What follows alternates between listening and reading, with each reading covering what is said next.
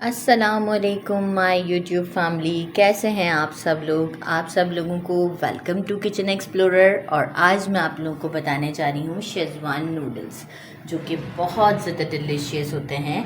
तो चले जी, आए हम जल्दी जल्दी इंग्रेडिएंट्स की तरफ चलते हैं। काउंटर देखकर बिल्कुल नहीं डरना है। एक्चुअल जो है वो ये सारे सिमिलर सॉस हैं, लेकिन जो है वो बस दिखाने की वजह से इस वजह से काउंटर बड़ा लग रहा है। अच्छा, मैंने ले लिए हैं, आप किसी भी अच्छी कंपनी के एग नूडल्स ले लीजिएगा और उसे बॉईल कर लीजिएगा। हाफ पैकेट से थोड़ा सा ज़्यादा मैंने लिया है और इसे मैंने बॉईल करके स्ट्रेन कर दिया था और पानी से एक बार इसका कुकिंग प्रोसेस रोकने के लिए रिंस कर दिया था और फिर इस पर ऑयल लगा के साइड कर दिया है। अच्छा जी, अब मुझे और चाहिए, मैंने लिया है चिकन। मैंने 2 थाई पीस लिए थे और इसे इस तरीके से लंबा लंबा कट करवा लिया है। साथ साथ ही मैंने कहा मैं बताती भी जाऊँ, बड़ा बड़ा कट, लंबा लंबा कट करवा लिया है, इसे अच्छे से वॉश कर दिया है। अच्छा, साथ में मैं क्या करूँगी, इसमें एक एग वाइट डाल देते हैं हम। इसमें 2 टेबल स्पून कॉर्न स्टार्च और half tea spoon black pepper, half teaspoon salt,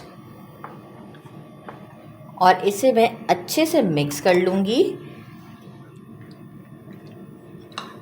मतलब ये है कि कोई लम्स ना रहे, आप हाथ से भी इसे मिक्स कर सकते हैं।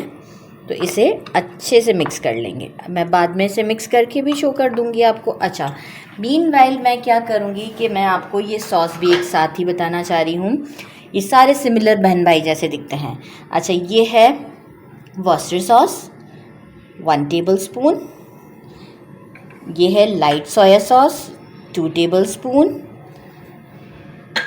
ये है dark soya sauce around 1.5 table spoon के करीब है, ये है ऑयस्टर सॉस, ये थोड़ा थिक होता है, ये है अराउंड 1 टेबल स्पून के करीब है, और जो है वो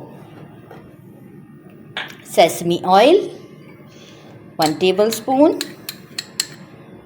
चिली सॉस टबास्को का लीजिएगा 1 टेबल स्पून, ये थोड़ा सा स्पाइसी भी होता है, हनी 1 टेबल स्पून।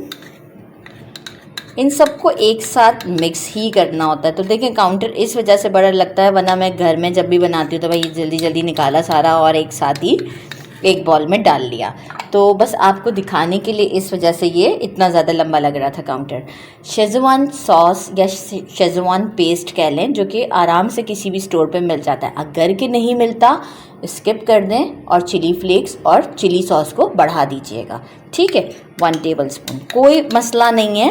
मतलब आप चिली फ्लेक्स को और चिली सॉस को बढ़ा दीजिएगा। चिली फ्लेक्स 1 टीस्पून,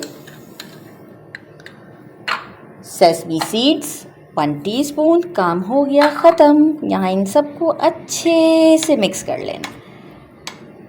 बस इसके बाद हमारे वेजिटेबल्स की तरफ हम आ जाते हैं।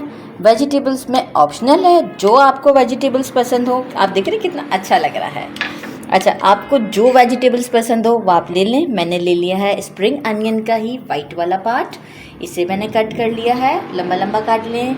उसका ग्रीन पार्ट इसी तरीके से लंबा काट लिया। कैप्सिकम मैंने हाफ लिया था, इसे मैंने जूलियन कटिंग में काट लिया है।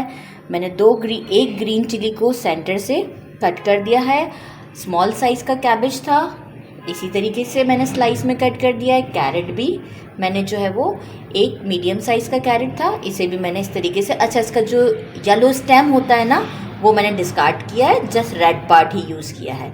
तो इसे भी मैंने जूलियन कटिंग कर दिया है। बस फिर काम ख़त्म हो गया, हम पैन की तरफ चलते हैं। तो जी, मैंने एक वोक ले लिया है, इसमें मैंने अराउंड हाफ कप के करीब ऑयल डाल दिया है। कोई सा भी कुकिंग ऑयल आप डाल दें। साथ में मैं ये चिकन डाल के इसे फ्राई कर लेती हूँ। फ्लेम को मीडियम कर देते हैं। अब मैंने उस वक्त लो रखा था, कोई इशू नहीं है। अगर ये पैन में थोड़ा सा कॉर्नस्टार्च लग रहा है, कोई मसला नहीं। जैसे ये फ्राई होता है मैं आपको शो करती हूँ।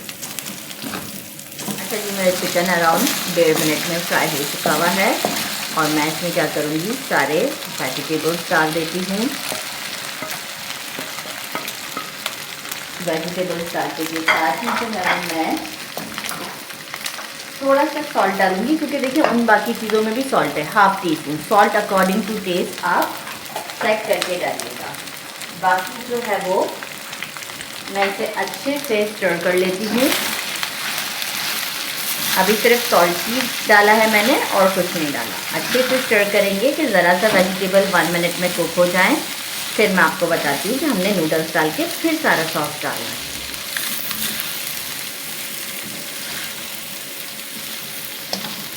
कुक होते हैं मैं आपको शो करती हूँ। 1 मिनट लगेगा इसे। थोड़ा सा वेजिटेबल 1 मिनट में सॉफ्ट हो चुके हुए हैं। इस मोमेंट पर मैं क्या करूँगी, नूडल्स डालूँगी।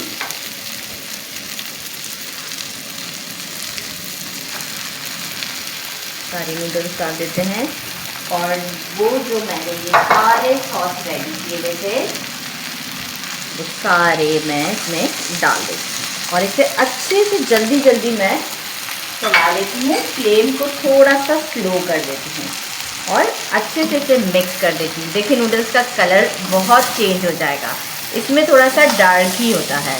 तो बस अब फ्लेम तो स्लो ही है तो कोई परेशानी की बात नहीं है और हम इसे अच्छे से मिक्स कर लेते हैं ताकि सारे नूडल्स का कलर जो है ना हमारे इस तरीके का ब्राउन की तरफ चला जाए। तो जैसे ही अच्छे से मिक्स हो जाता है मैं आपको शो करती हूँ। तो देखिए मैंने इसे अच्छे से मिक्स कर दिया है। इस मोमेंट पे मैंने स्टोव को बंद कर दिया है और आप इसका ये लुक देख सकते हैं। बस अब हम इसे डिश आउट करते हैं और देखिए डार्क कलर कितना आया है। ये डार्क सोया सॉस और ऑयस्टर सॉस ये इसकी वजह से आता है। तो चलिए जी अब हम इसे डिश आउट करते हैं। अच्छा जी देखिए डिश आउट के लिए मुझे इसी में इसका लुक अच्छा लग रहा था तो मैंने इसी वोक में ही रहने दिया है क्योंकि इस वोक की स्पेशलिटी है ये। मैं आपको टेस्ट करके बताती हूँ। बिस्मिल्लाहिर्रहमानिर्रहीम।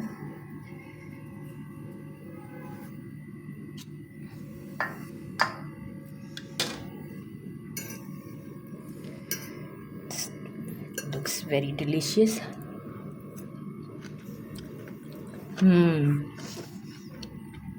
बहुत ही ज़्यादा टेस्टी है।